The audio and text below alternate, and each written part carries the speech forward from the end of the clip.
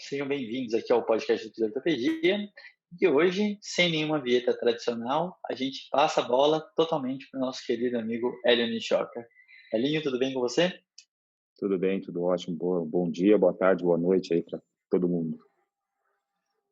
Então, como a gente está num processo de aquecimento e vocês se acostumando com o Hélio aqui mais presente, que é uma grande felicidade. Rafael Krasicalati aqui também sempre presente. Tudo bom, Rafinha? Tudo bem com vocês? É sempre um prazer estar aqui, né? Esse bate-papo de amigos, na verdade. Ah, show Muito de bom. bola. E hoje a gente vai começar nesse processo ainda de estamos passando o bastão. A gente vai falar um pouquinho, apresentar quem vocês muito vão escutar e aprender, que é o Hélio Nishioka, que veio trazer esse quadro que ele intitulou como Aprender a Empreender, né? Um ótimo nome, para o processo que a gente vai começar a conversar com vocês sobre empreendedorismo e tudo mais, certo?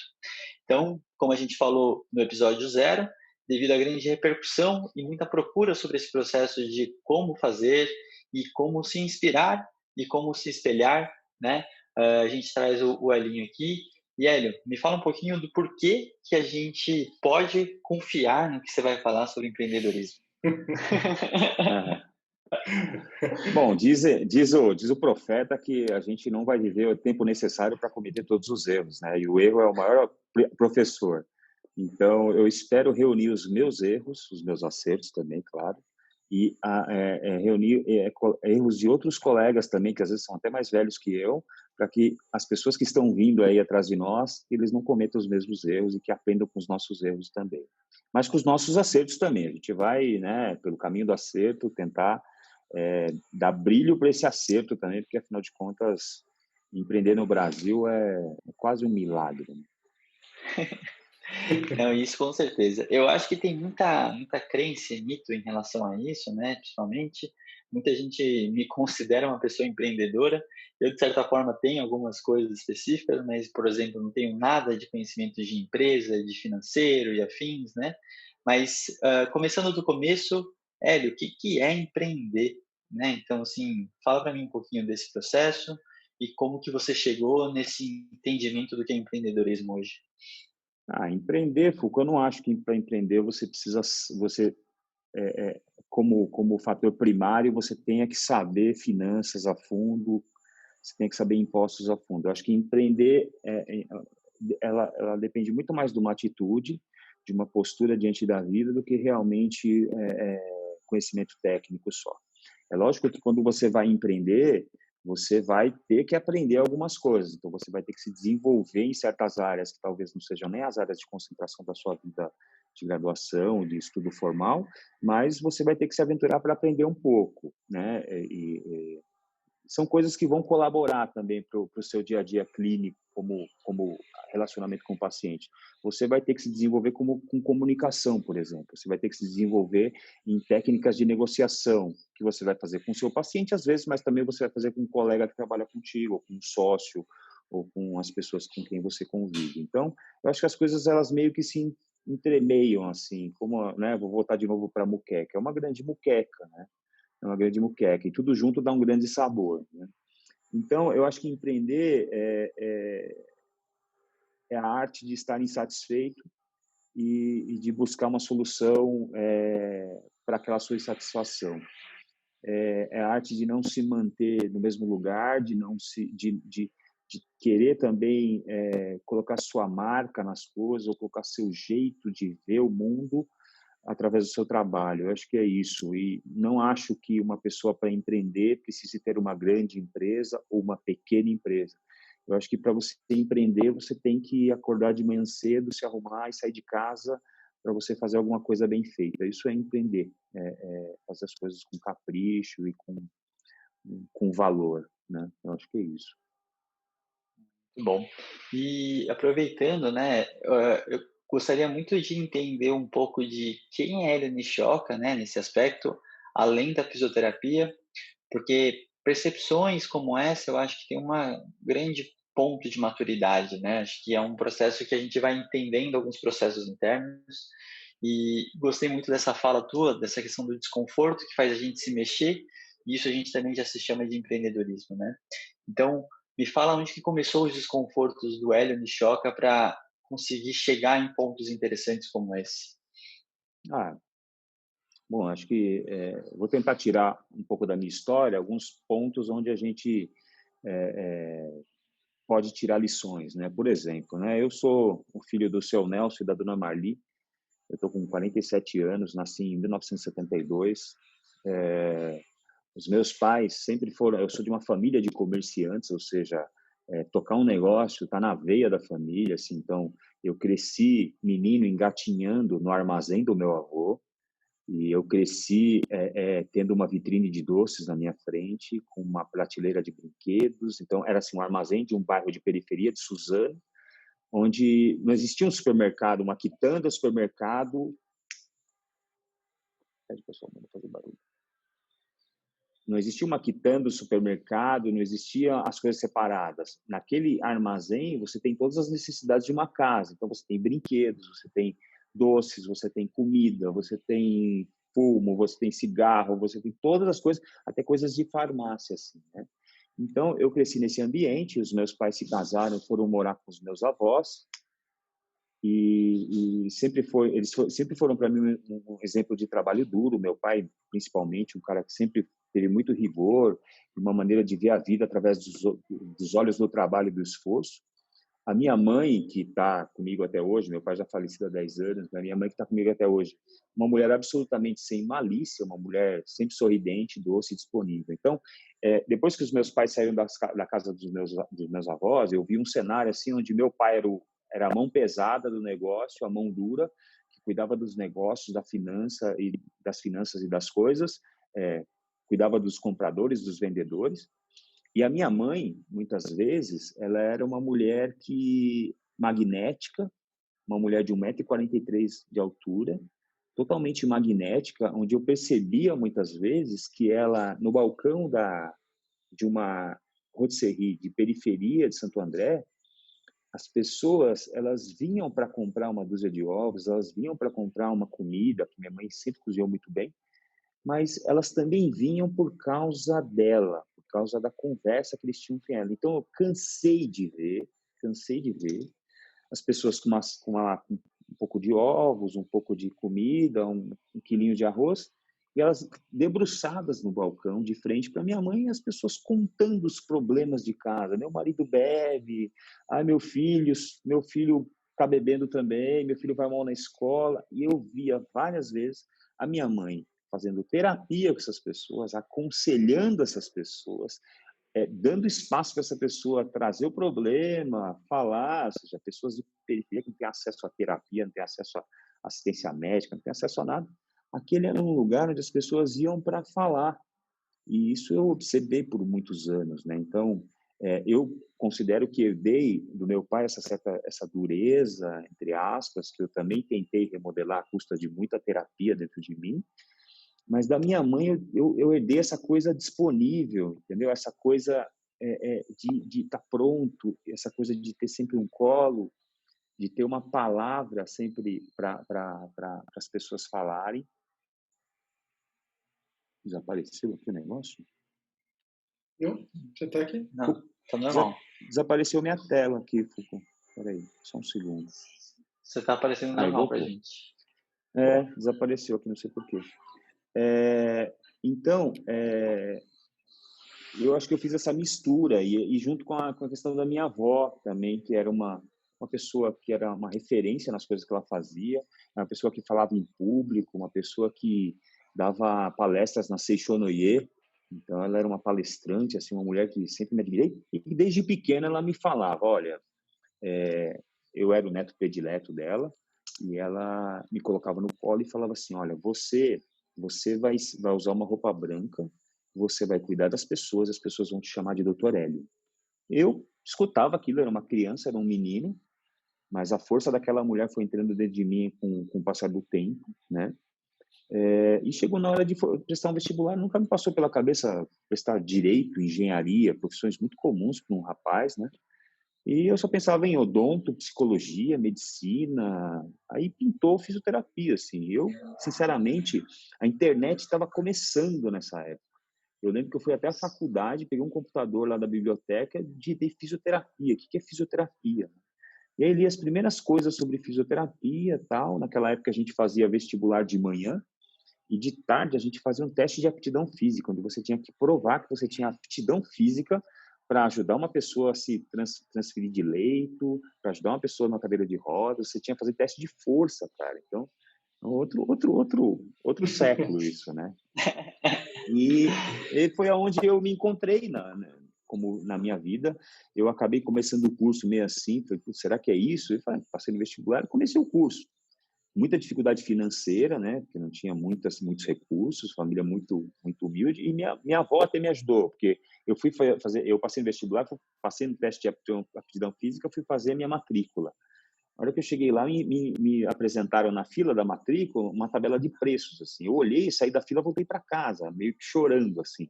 Cheguei em casa, falei para meu pai, eu não consigo fazer essa faculdade, o curso é muito caro, né? Ele olhou assim e falou, putz, eu também não consigo te ajudar. Espera aí que eu vou ligar para tua avó, ver se ela ajudar a gente racha um terço para cada um, vamos ver se a gente consegue. Aí minha avó se dispôs, tal, era o sonho da vida dela me ver de roupa branca, cuidando de paciente. Então, tudo isso que ela construiu dentro de mim acabou retornando com auxílio disso. Então, que lição que eu tiro disso, né? Que eu acho que a gente tem que aprender com as nossas maiores influências e a gente tem que seguir os instintos das pessoas que estão à volta da gente. Então, observei meu pai com a sua dureza, com a sua aridez, observei a minha mãe com a sua disponibilidade, com a sua prontidão em ouvir o próximo, e observei a minha avó, que era uma pessoa desembaraçada, uma pessoa sábia, que me falava tudo na cabeça. Eu meio que fiz essa mistura dos três dentro de mim, com muito orgulho, e acho que deu uma coisa legal, assim, porque eu sou absolutamente apaixonado por coisa que eu mais gosto de fazer, é atender paciente, assim. Se um dia eu ficar milionário, eu acho que eu não vou deixar de atender paciente, não. O que parece ser um peso para algumas pessoas, eu prefiro manter na minha vida. Já me peguei várias vezes pensando, eu vou jogar na Mega Sena, mas se eu ganhar, eu vou continuar tudo do jeito que tá. Tá tudo bem assim. E para quem convive, eu tenho essa sorte de conviver com o Elinho, com certeza essa frase é mais do que verdadeira, né? Ver ele rotineiramente atendendo, a forma que ele se dispõe a ajudar cada paciente que aparece, é uma coisa realmente muito impressionante e muito inspirador, né? Isso é uma das coisas que eu acho que faz muito sentido. Até falando aqui de fora, né? Eu sempre escutei falar muito o Hélio Nishioka. E aí eu falei assim, porra, esse cara não dá aula em nenhum lugar, esse cara não dá palestra, esse cara não sei o quê. Por que o pessoal fala tão bem desse cara, né? Então eu tive que passar por esse processo de convívio com ele para entender muitas dessas coisas que, na minha opinião, são inspiradoras. E ele já contando essa história desde família, você vê que tem muita coisa implícita que a gente vai externalizando e conforme a gente vai entendendo da onde que vem a inspiração, que eu acho que são processos importantes, né? E falando um pouquinho, Hélio dentro da fisioterapia, então já se formou aí, já conseguiu, já pagou a dívida para a avó. Quais são esses papéis de empreendedorismo e como você falaria, né, das suas ações dentro da profissão já, que levaria para esse next step e esse amadurecimento contínuo aí? Legal. Eu vou contar para vocês uma história que virou até... Eu atendi o Eugênio Mussac. O Eugênio Mussac é um cara brilhante. Ele é formado e fez medicina, mas ele, quando começou a trabalhar com a medicina em si, ele se percebeu não feliz porque ele sempre quis ser professor. Então, ele resolveu abandonar a medicina e virou um palestrante, assim, um cara que eu tive o privilégio de atender. Uma vez eu estava lá no Instituto Vita, eu sempre olhava a agenda dos médicos para ver se algum paciente meu ia passar em retorno para eu poder acompanhar, poder fazer todo o acompanhamento dos pacientes. E aí eu vi que na agenda de um colega do Freitas, cirurgião de pé, estava lá Eugênio Mussac. Eu me assustei com aquele nome, fui até a recepção, encontrei com ele sentado na recepção, cumprimentei o Eugênio e falei para ele, olha, tudo que você escreve eu leio, eu sou seu admirador. E foi muito legal isso, porque depois ele entrou em consulta e o Freitas avaliou o Eugênio e falou, você vai ter que fazer fisioterapia. Ele falou assim, olha, eu vi um rapaz que veio me cumprimentar, que é fisioterapeuta, eu quero fazer com ele. E aí ele veio fazer fisioterapia comigo, foi muito legal. E ele usou, eu contei essa história para ele, o mundo é muito pequeno, eu vou contar no final para vocês o que aconteceu. é assim, eu me formei e, assim, duro pra caramba, mas todo orgulhoso lá, peguei um pouco da grana que eu tinha, comprei uma roupa branca, a gente não vê a hora de usar uma roupa branca, né? A gente fica meio encantado com essa coisa de usar roupa branca, e eu não era diferente. E eu fui até uma clínica, me apresentaram uma clínica de fisioterapia de convênio, bem na periferia de Santo André, do lado da estação do terminal de ônibus.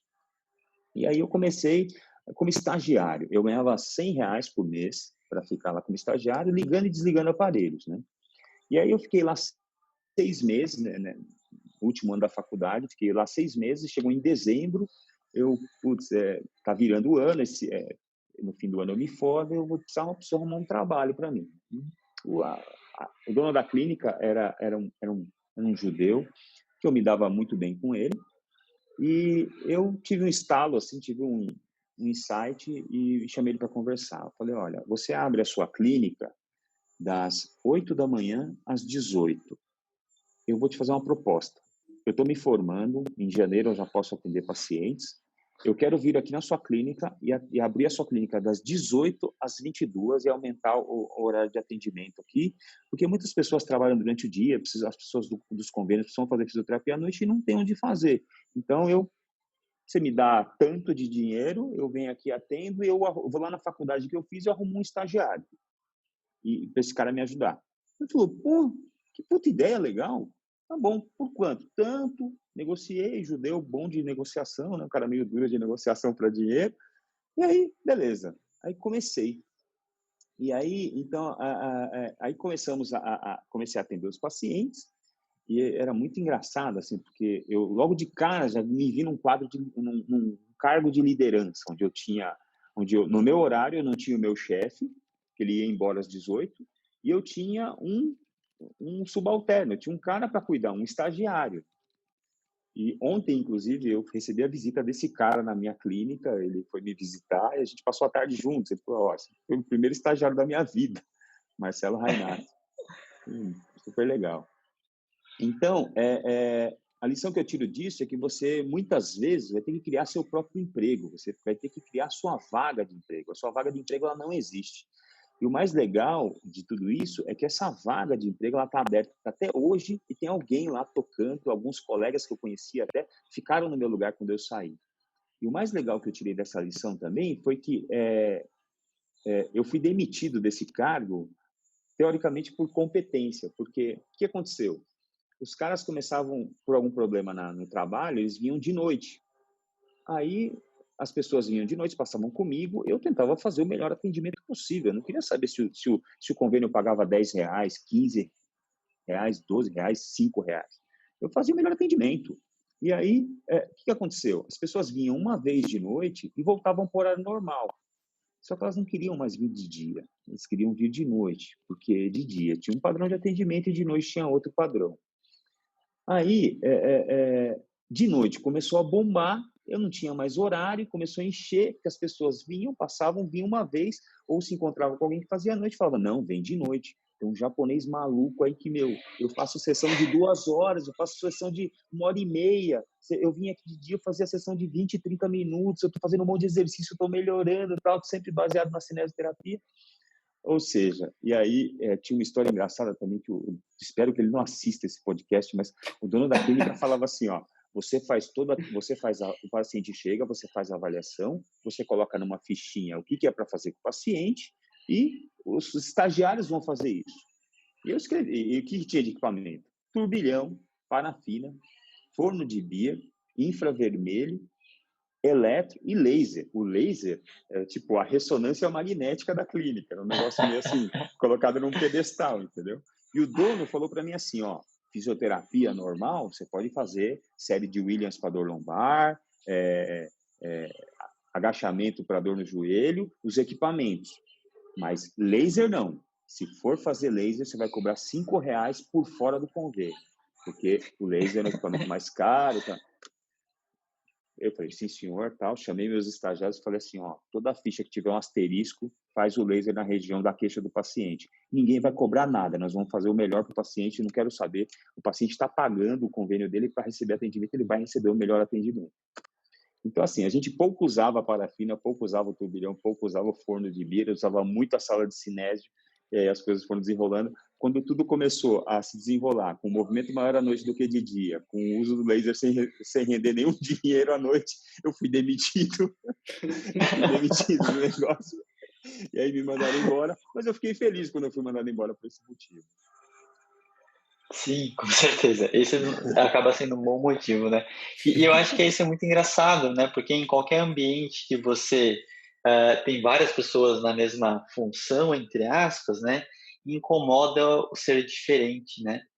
E eu acho que a gente fala muito do estimular os outros, né, a serem diferentes, mas quando está num ambiente onde você se destaca por qualquer um dos motivos, que seja principalmente elevada qualidade, isso não é bem visto, né? E aí eu acho que uma coisa que eu gostaria de puxar com você, é essa questão assim, do comportamento como profissional. Eu acho que essa é uma conversa muito profunda, né? Que a gente trouxe muito com relação com o Renato, quando a gente conversou com ele. Mas o que é esse comportamento que a gente espera e a gente precisa ter para ser diferente, ser bem visto e isso gerar bons olhos, principalmente do principal alvo, que é o paciente, né? Sim. Deixa eu terminar essa história. Aí o que aconteceu? Eu contei essa história para o Eugênio Mussac, né? E aí Uhum. eu já estava atendendo os outros pacientes, já passou o tempo, assim, e eu tinha contado isso para ele e tinha esquecido. E eu atendi um outro paciente que trabalhava na Suvinil, a empresa de Uhum. tintas. Aí um dia deu o horário desse paciente, eu estava lá para atender, chamei o paciente e falei, fulano, vamos lá, vamos fazer físio. Ele foi entrando no consultório assim e falou assim, Hélio, você está com muita moral, hein? Falei, eu? Por quê? Não fiz nada, né? Falei, não, senta aí que eu vou te contar. Aí sentamos, ele falou assim, seguinte, hoje, eu estou vindo agora da empresa que eu trabalho na Suvinil. Nós tivemos hoje de manhã um encontro da empresa anual, tal, um negócio super chique, assim, que vem uns palestrantes tal. Pô, o cara sobe lá no palco, o cara contou a sua história, bicho. Eu falei, quem contou minha história? Ele falou assim, o Eugênio Mussac foi lá falar, falou de você, pô, contou um case seu. Eu falei, pô, que legal, né? Então, assim, eu tive a coincidência de atender o Eugênio Mussac, e o Eugênio nunca me contou isso. Eu já me encontrei com o Eugênio várias outras vezes. Ele nunca me contou. E eu tive a coincidência também de atender esse outro cara que estava lá assistindo a palestra do Eugênio, que me contou que o cara usou um case meu que eu tinha contado para o Eugênio para dar um exemplo de empreendedorismo, para dar um exemplo disso, né? Muito, muito legal. Então, voltando ao assunto do comportamento, qual o comportamento que você acha que a gente acha que tem que ser visto na pessoa? Bom, é engraçado isso aí, porque eu trabalhava nos últimos tempos de Vita, eu trabalhava num salão que tinha quase 20 macas. Nessas 20 macas, tinha uma área de 20 macas e tinha uma outra área que tinha uma academia de musculação inteira, toda à disposição de mecanoterapia para os fisioterapeutas e um tatame para cinésio. Então, a gente trabalhava ali, por baixo, em 10 colegas ao mesmo tempo. Eram 10 colegas atendendo pacientes, cada um tinha uma ou duas macas, a gente atendia, a clínica tem um enorme movimento. E eu comecei no Instituto Vita em 1999 e fui o primeiro fisioterapeuta do Instituto Vita, junto com um colega José Roberto, que saiu logo depois, mas era eu, ele, éramos dois fisioterapeutas, um estagiário, o Castropil, que é o fundador do Instituto Vita, e a esposa dele na época, que era a Cristiana Mourão, que era dermatologista. Então, era uma secretária, 2 médicos, 2 físios e um estagiário. Isso é era o Instituto Vida no começo, lá na Capote Valente. Hoje deve passar de 100 fisioterapeutas no exército do Vida. Né? É uma história que eu também tenho bastante orgulho. E é engraçado que, mesmo estando imerso num ambiente de alta competitividade, com um monte de colega bom ao meu redor, uma coisa que eu sempre percebi é que eu sempre cuidei do Vita como se o Vita fosse meu. Eu sempre trabalhei como se eu fosse dono do Instituto Vita. Eu nunca trabalhei como funcionário. A minha relação com o Instituto Vita não era uma relação comercial, era uma relação afetiva que eu tinha com aquilo, porque eu vi aquilo desde o começo, né? Então, se tem uma sugestão que eu posso dar para qualquer pessoa, é que, independente de onde você estiver atendendo, seja na beira de uma quadra, seja na beira do campo, seja dentro de um consultório pequeno, dentro de um consultório enorme, dentro de um hospital enorme, atenda ao paciente como como se você estivesse atendendo ele no seu consultório. Eu acho que quando você atende o seu paciente no seu consultório, se esse paciente é seu, ele é atendido no seu consultório, você se preocupa se a luz está adequada, se ele deitado de barriga para cima, a luz não está batendo nos olhos dele, se você está preocupado se o ar-condicionado está adequado, se a água está gelada, se a recepcionista está funcionando, se o estacionamento funciona, ou seja, isso pode te dar uma característica importante no mundo do empreendedorismo, que é ter visão 360, é enxergar além do seu trabalho, enxergar em todas as coisas que sinergicamente impactam no seu trabalho. Então, muitas vezes, as pessoas me abordavam no meio do salão do Vita, com 40 pessoas dentro do salão, entre profissionais e pacientes, as pessoas me perguntavam se eu era o chefe ali. E eu não era o chefe, eu não tinha um jaleco diferente, eu não tinha nada. O que eu tinha de diferente era a postura. Então, essa postura diferente fez alguns pacientes que passavam com colegas e depois tinham alta por algum motivo, quando eles se machucavam de novo, eles retornavam para o instituto, eles não queriam passar mais com aquele colega, eles queriam passar comigo. Aí eu perguntei para alguns deles, por que vocês vieram passar? Por que você veio passar comigo, sendo que você fazia com o colega é super bom? Eu falava assim, as pessoas falavam para mim, eu ficava deitada na maca ali, só olhando você trabalhar. E eu percebi que todo mundo trabalhava, cada um a seu modo, mas você se destacava, tinha uma coisa diferente na postura, no jeito de falar, no jeito de conversar, no jeito de abordar. Então, isso é uma coisa natural para mim, mas se existe uma forma de você se destacar na multidão, é fazer as coisas de maneira apaixonada, fazer as coisas de maneira como se fosse tudo seu e como se tudo desse errado e impactar diretamente em você, no seu trabalho, no seu bolso. Eu acho que esse comportamento de ser dono do lugar que você está, que é, na verdade, né, a tradução da palavra empoderamento. O que é empoderar? O mundo não é nosso, a casa não é minha, mas se eu me empodero dessas coisas, eu passo a ter postura de dono, eu passo a ter postura de regente, eu passo a ser o maestro dessa coisa toda. Entendeu? Então, essa liderança pessoal que reflete nas outras pessoas acaba sendo uma coisa muito legal de diferenciação. Acho que é mais ou menos isso. Tem bastante viagem, né, nisso, mas acho que é mais ou menos isso. Não, mas eu acho isso fenomenal, porque a classe da fisioterapia, né, a nossa profissão em si, ela não nos permite ser um mero funcionário, na minha opinião. Se você chegar lá, tocar seu serviço, entrar, sair do mesmo jeito, sem nenhuma reflexão em si, ele acaba sendo muito vazio. E quando você quer lutar por um crescimento dentro daquela empresa, daquela clínica, são coisas totalmente vazias, porque você está exigindo algo a mais sem você produzir esse algo a mais. Então, você conseguir criar seu próprio espaço e criar uma ambientalização que seja expansiva, ele é uma das coisas muito interessantes, né? Porque do mesmo jeito que você me fala, esse processo todo, você está dentro de uma empresa. Se destacar dentro de uma empresa do tamanho do Vita é algo diferente, né? Assim, então, a gente não está falando que é dentro de um lugar, um espaço pequeno, são poucas pessoas, né? Está falando de um espaço que roda muita gente. E eu acho que, no geral, a fisioterapia acaba sendo histórias como essa, né? De pessoas que se destacaram porque o processo de atender é atender, né? Mas como que todo mundo fazendo a mesma coisa, você se destaca em relação a isso, né?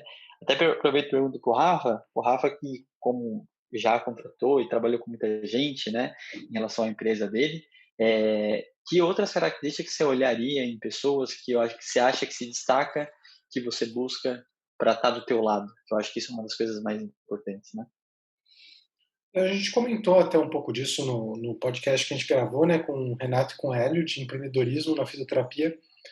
E eu acho que tem várias coisas que hoje me chamam muito a atenção, né? Eu prezava muito no começo, quando eu abri a empresa, eu prezava muito a formação, parte técnica, de onde veio, especialização, cursos. Até que eu percebi que, no geral, as pessoas que vêm de lugares muito bons e são muito bem cotadas por esses lugares e pelas pessoas que as formaram, não estão dispostas a chutar pedra no caminho, né? Eu quero dizer que a primeira pedra que aparece, essas pessoas acham que elas são demais para o serviço que elas estão inseridas, né, que elas têm muito a oferecer para aquele lugar, elas acabam não vestindo a camisa. A maior parte das vezes eu tive essa experiência. Então, eu aprendi com o tempo a dar menos valor para a parte técnica, porque essa parte se ensina. Se é técnico, você ensina. Né? E dá mais valor para a parte comportamental, para o ato de vestir a camisa. E principalmente porque o Hélio comentou, porque eu acho que a alma de um serviço de saúde é como o terapeuta acolhe o paciente. Né? Porque, independente do serviço, independente da dinâmica, independente daquela pessoa lidar com um, dois ou mais pacientes, a experiência, grande parte da experiência que o paciente vai ter com relação ao serviço diz respeito a quem está tratando ele, né? Como que aquela pessoa acolheu, orientou, passou segurança, conforto. A gente sabe que o todo faz a experiência, né? Assim como quando a gente vai num restaurante, é o todo que faz. Não é só o garçom, por exemplo, não é só o chefe, é o todo. Mas a pessoa que mais fica com o paciente, que mais fala com ele, passa segurança, mostra o caminho, é o fisioterapeuta ali, né? O profissional de saúde. E eu aprendi a dar muito valor para isso, para as pessoas que se importavam em acolher, se importavam em causar uma boa experiência, se preocupavam. Acho que essa é a palavra, né? Não ficava com essa postura de tipo atender, falar assim, o paciente saiu daqui, já fiz a minha parte. Isso. É muito engraçado, é muito legal isso, porque eu outro dia estava vendo a pesquisa de uma consultoria em saúde, a consultoria estava falando sobre processos médicos. Por que os pacientes processam os médicos? O paciente, geralmente, não processa a cagada do médico, não processa o que foi feito de errado ou do que foi feito de maneira questionável. O paciente, olha que importante isso. O nosso problema nas profissões médicas, eu acho que é um problema postural mesmo. O paciente processa a postura do médico depois que deu errado. Como é que ele conduz quando a coisa não vai conforme? Porque, assim, nós somos treinados na área médica, nós somos treinados para as rotinas. A gente é treinado para construir casa que não vai cair. A gente é treinado para cuidar de pacientes que vão melhorar. O que a gente faz quando a rotina não acontece? O paciente não melhora, a casa não fica em pé, ou o paciente morre, por exemplo. Então, o paciente ele não processa o que acontece, ele observa a sua postura diante do erro ou diante daquele inesperado e processa a sua postura. Se você se afasta do problema e não acolhe o problema e fala, olha, fica tranquilo, estamos juntos, vamos resolver esse problema, o paciente não tem coragem de processar. Agora, se o médico se afasta, se o profissional de saúde, não, isso não é problema meu, isso não é culpa minha, processo. Então, a postura da gente tem que ser na rotina e quando a rotina não funciona. Esse lado escuro aí, ele tem que ser contemplado e é engraçado, eu tenho outra história para contar disso. Uma vez eu atendi um paciente, um paciente muito bacana, um paciente muito legal, e o paciente tinha dor nas costas.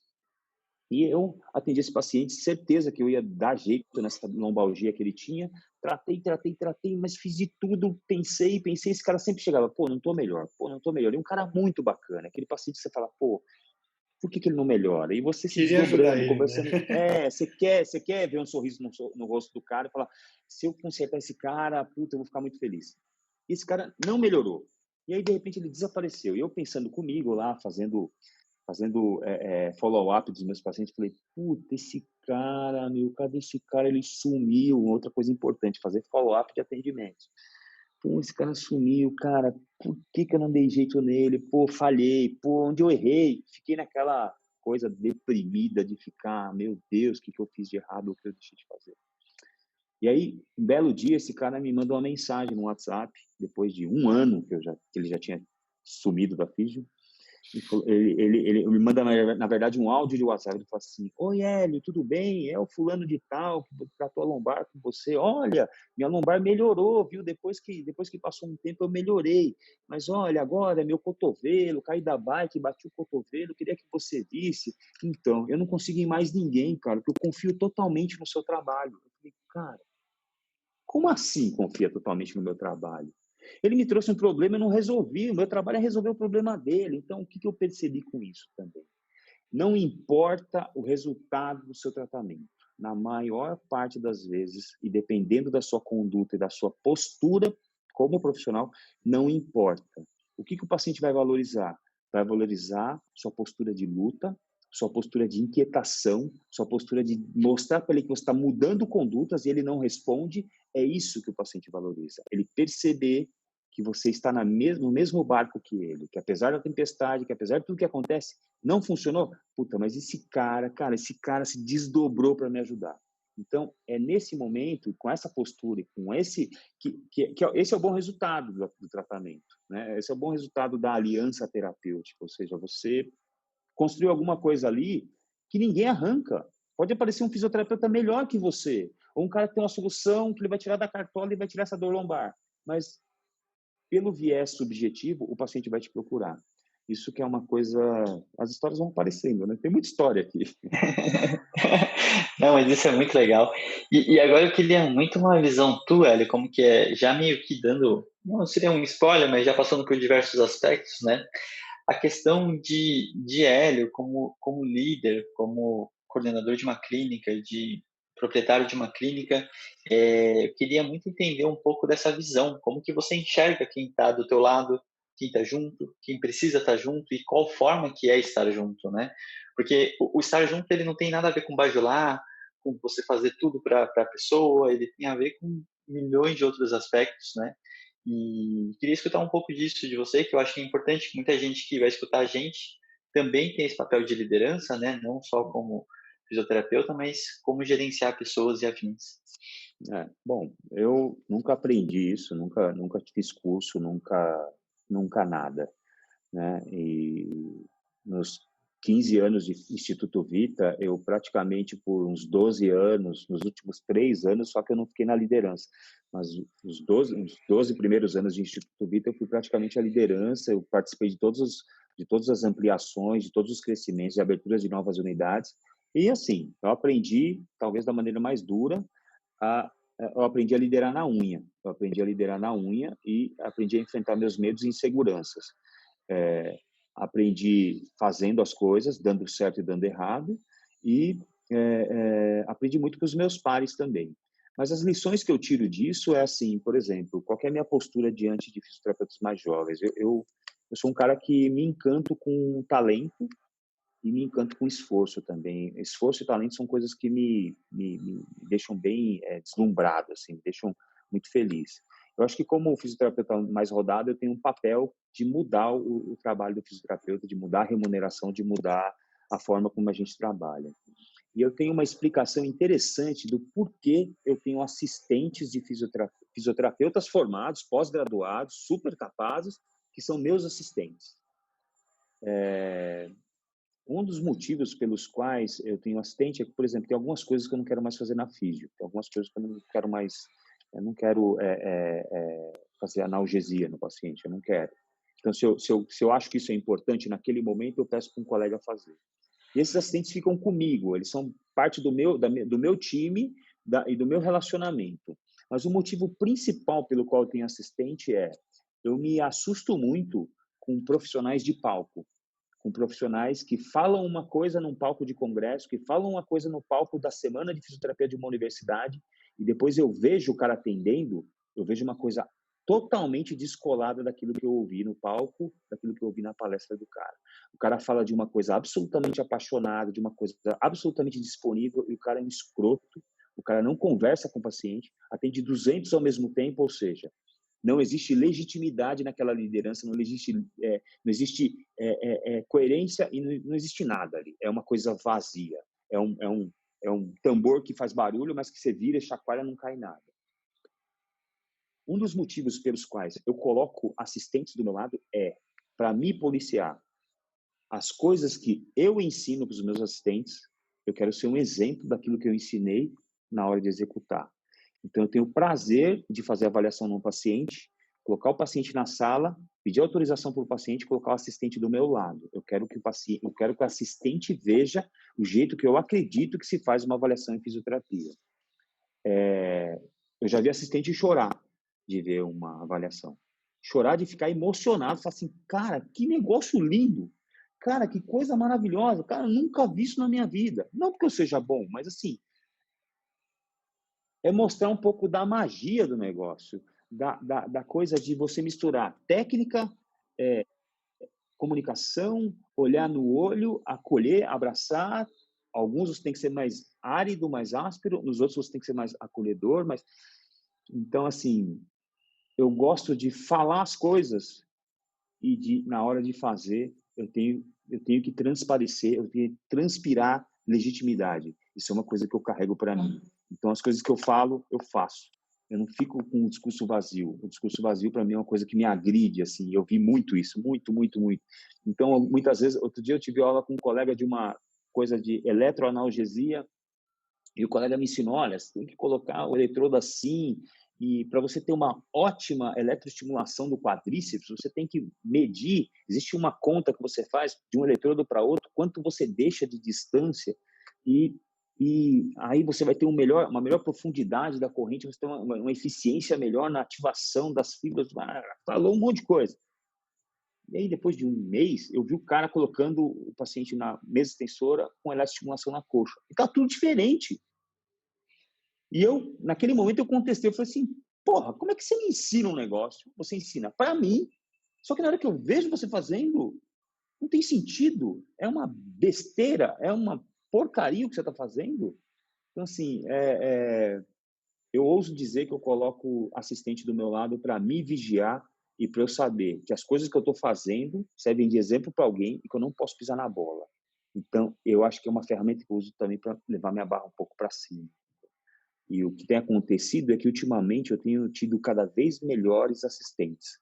Cada vez gente mais preparada, que mais estuda, que estuda mais que eu, e que isso me dá uma alegria, assim, uma vontade de, sabe? Então, meu objetivo desse ano, por exemplo, teve pandemia, teve tudo, mas meu objetivo desse ano é dar asa para esse povo, dar asa mesmo, pegar o paciente e falar, tó, vai voar, entendeu? Então, acho que é por aí. Espero que eles tenham a mesma postura diante da conduta, diante dos pacientes deles, que eles façam como se estivesse atendendo a mãe, como se estivesse atendendo a avó. Eu acho que é nisso que eu acredito. Muito bom, muito bom. Então, gente, a gente está aqui no tempo. Acho que como episódio 1, vocês podem perceber muito bem o que vocês vão escutar daqui para frente. Acho sensacional, inspirador. Eu acho que é um pouco disso, né? Eu me considero que eu sou uma pessoa que aprende muito pelo erro, tanto dos meus quanto dos outros. Então, eu gosto muito do observar pessoas do meu lado, e entender como seguir, como não seguir. O Hélio é uma pessoa que está sempre perto e de uma forma muito inspiradora. O Rafa, a mesma coisa. E vou pedir para finalizações desse primeiro episódio. A partir do próximo, eu não estarei aqui como host. Passo essa bastão totalmente para o Hélio. E para mim é um grande prazer que ele que conduza. Eu falei assim, não faz sentido nenhum eu ser esse espelho de empreendedorismo, que eu considero que eu tenho algumas características dessas, só que até certo ponto. E eu acho que a experiência do Hélio vai conseguir, com certeza, agregar muito mais do que eu conseguiria, né? Então, por isso que ele está aqui. Então, Rafa, por favor, finalize aí. Peço desculpas que eu acabei puxando um pouco para você hoje. Hoje, eu acho que o grande objetivo desse episódio era realmente a gente apresentar quem vai ser o novo host dessa nova série de episódios, que vai ser paralela à nossa série habitual do Fisiortopedia, né? Onde a gente discute assuntos diversos do fisioterapeuta do futuro aí. E empreendedorismo, eu acho que é um assunto que merece, sim, um destaque, né? Então, eu também fico muito feliz em conhecer o Hélio, participar hoje em dia da história dele, né? Conheci o Hélio mais recentemente, já no momento onde ele já tinha o seu negócio, né? Mas eu tive a mesma... Olha como a gente julga errado e pelos parâmetros errados, né? Poxa, quem é esse Hélio que todos falam, que a gente não vê muitas vezes nos grandes eventos, né? É justamente o cara que, enquanto alguns estão pensando em aparecer, está lá fazendo o trabalho, né? E a gente dá muito valor para algumas coisas, né?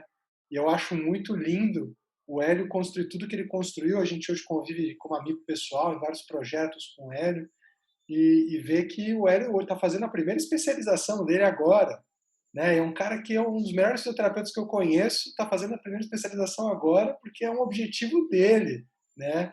E olha como a gente julga mal, né? Isso é uma coisa que eu aprendi muito ao longo do tempo. A gente preza muito pela qualidade técnica da formação do profissional, a gente preza muito por da onde ele veio, né? E eu acho que a gente usa os parâmetros errados para julgar um profissional a maior parte das vezes, né? Os melhores profissionais que passaram comigo, que eu tive a oportunidade de conhecer, não vieram do estereótipo do bom profissional que a gente entende, né?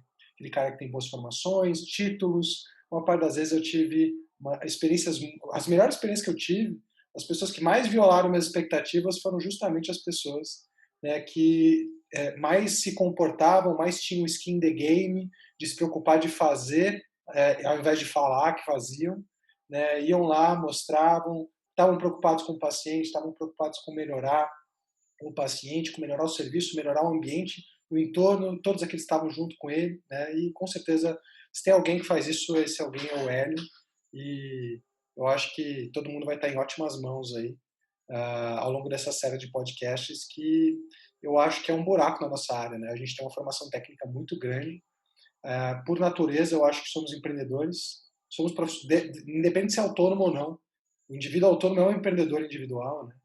E acho que a gente precisa entender mais como outras profissões pensam, se estabelecem. Falta muito desse posicionamento de mercado da nossa área.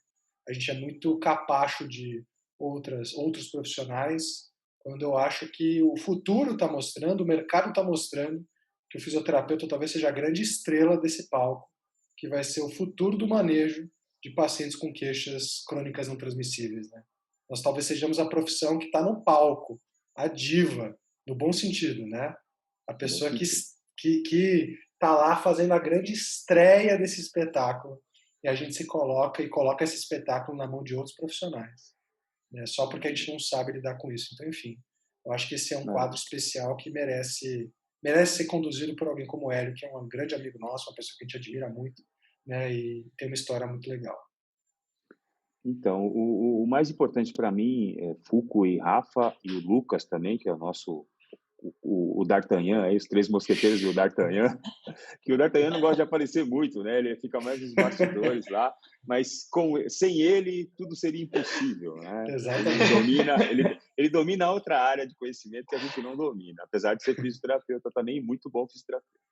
Para mim, o mais importante é que a gente, apesar da gente se conhecer há pouco tempo, a admiração é mútua e o mais importante para mim é que a gente já tem sonhos compartilhados, a gente tem sonhos juntos.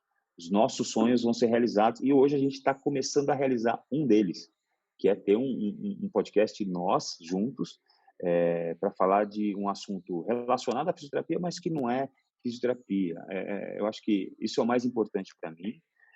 Eu também estou entrando nessa porque eu estou numa vibe de entrar para aprender. Então, eu não sei ser host de um podcast, eu não sei, e como tudo na vida, aprendi na unha, vamos aprender na unha.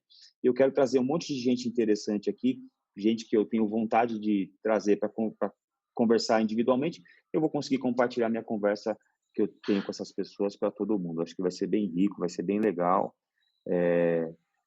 Acho que todo mundo devia assinar nosso canal aí para receber as nossas novidades, para a gente poder alimentar vocês com muito entusiasmo, com muita energia, com uma coisa boa. A gente está passando um momento muito difícil, né? Do empreendedor, o empreendedor mundial e o brasileiro em específico está sofrendo muito. E eu quero deixar uma frase aqui, uma frase do Mike Tyson, uma frase muito legal do Mike Tyson. Você pode ter um ótimo plano de luta, mas todo o seu plano vai por água abaixo quando você toma o primeiro direto no queixo. Então, eu acho que agora a gente acho que nós não caímos, nós estamos em pé, os profissionais estão em pé e a gente está só se reinventando. Eu acho que a gente tomou um direto no queixo, mas a gente vai ganhar essa luta aí, acho que a gente vai passar por isso. Muito bom. Agradecer vocês por isso e vamos embora, né? Vamos junto. Vamos que vamos. Bora aí. E eu acho muito interessante, até aproveitando um momento de reflexão aqui, né? Acho que uma das coisas que mais uniu nós quatro, né? É o processo de todas as nossas reclamações viraram ações, né? Então, tudo isso que a gente tem feito hoje, eu acho que é isso, né? Tudo que a gente reclamou, a gente está tentando criar soluções, ações e parar de reclamar por reclamar, né? Eu acho que a gente tem que parar de ser o chato que fala que a profissão não traz, não é ela que tem que trazer, e a gente tem que correr atrás, né? Então é isso, gente. A gente termina o primeiro episódio e sejam bem-vindos ao Aprender a Empreender com Hélio Nishoka. Joia. Valeu, Vambora. pessoal. Até a próxima. Tchau, tchau. Valeu.